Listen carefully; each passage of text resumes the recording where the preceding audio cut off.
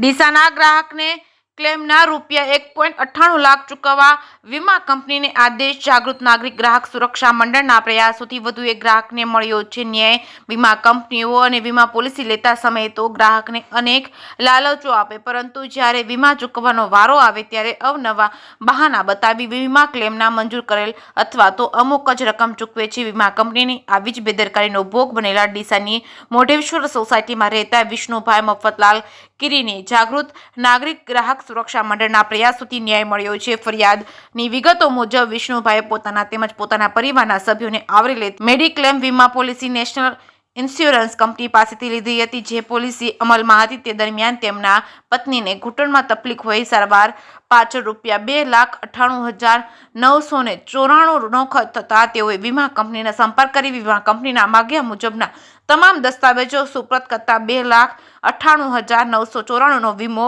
Claim મૂક્યો હતો. જોકે વીમા કંપનીએ માત્ર ₹1 લાખ ચૂકવી આપતા તેઓએ કારણ પૂછતા વીમા કંપનીએ યોગ્ય કારણ આપ્યા વગર જ ગ્રાહકને કોઈ રજૂઆત સાંભળી ન હતી. જેથી ગ્રાહકે વિષ્ણુભાઈએ ગુજરાતની જાણીતી ગ્રાહકોના હકની રક્ષા કરતી સંસ્થા જાગૃત નાગરિક ગ્રાહક સુરક્ષા મંડળના મેનેજિંગ ટ્રસ્ટી કિશોરભાઈ દવેને રૂબરૂ મળી પોતાની ફરિયાદ આપી છે.